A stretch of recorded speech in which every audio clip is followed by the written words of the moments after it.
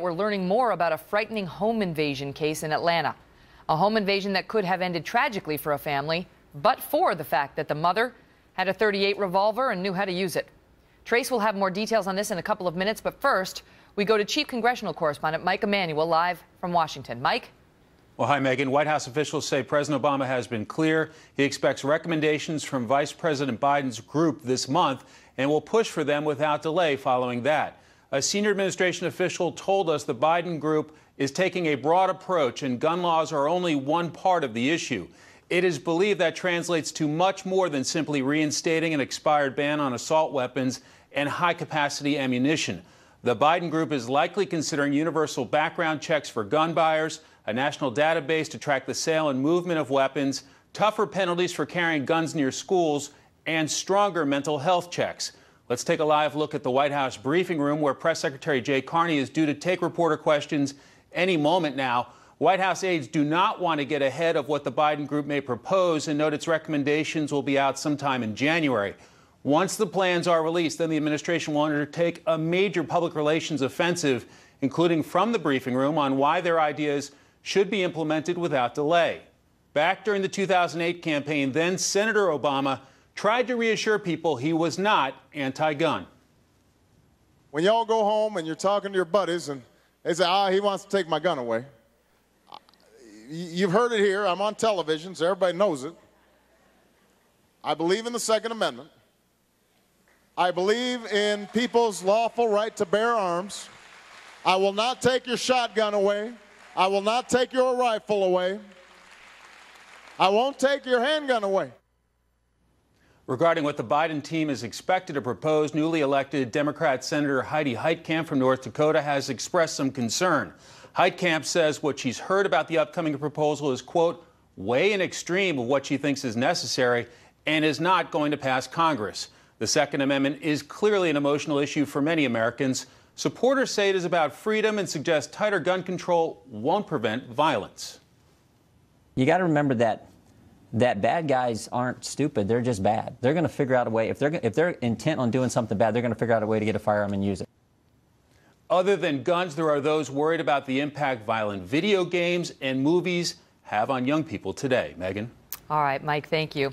Just want to tell our viewers that in that 2008 soundbite, President Obama went on to say, after he's saying, I won't take your shotgun away or your rifle away, there are some common sense gun safety laws that I do believe in, but I'm not going to take your guns away.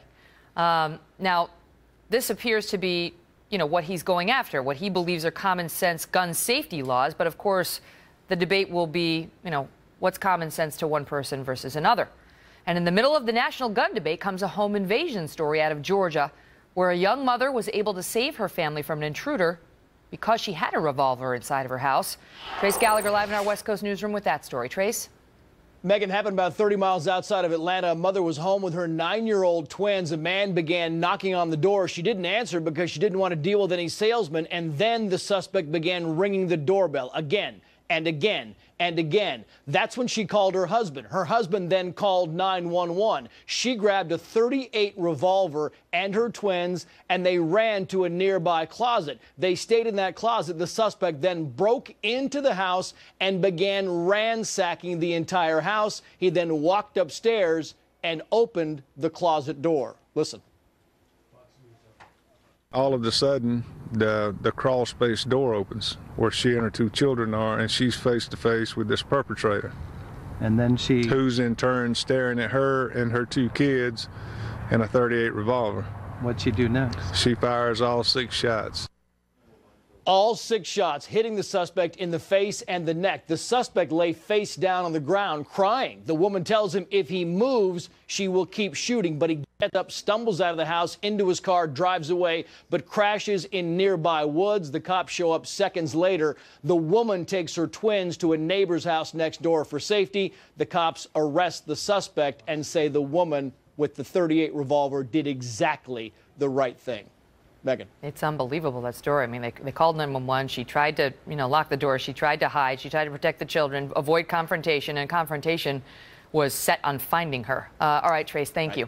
For more now, we're going to bring in Lars Larson, who's a syndicated radio host, and he's been on the program a number of times. Hi, Lars, talking about gun rights and has said publicly that he's a proud gun owner and is concerned about additional crackdowns on the gun laws. Now, 38 revolvers, I don't think would be within the scope of any new laws, right, Lars? Because they're looking at more assault-type weapons, not sort of personal home protection? Except for this. Remember this, Donnie Herman's wife, whose name is still being withheld by the police, and I think that's prudent.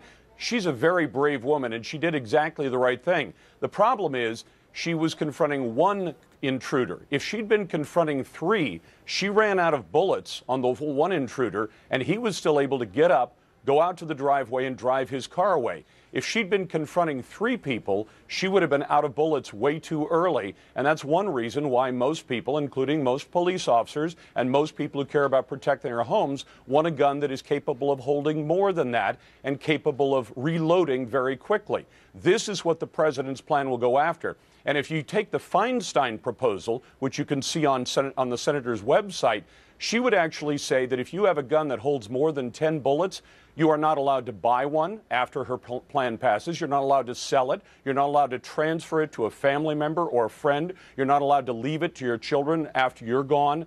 This is the kind of implication it has for American families to take away the right to own the kind of gun that they need to protect their home. This woman was very fortunate and very courageous, but this president wants to take away people's rights to own the appropriate tool to repel an invader or invader into their houses. That's a fascinating point. I hadn't really considered that. I mean, it was stunning to me that the guy's expected to be okay, even though 5 of the 6 bullets hit him, and a 38, that's not like the tiny lady's revolver, right? I mean, that's a substantial gun. So it is pretty amazing that he lived through that. You raise an interesting point about had there been a second intruder. Because, you know, if you're not sort of in, like, the gun rights world, you think, all right, 6 bullets, that ought to do it.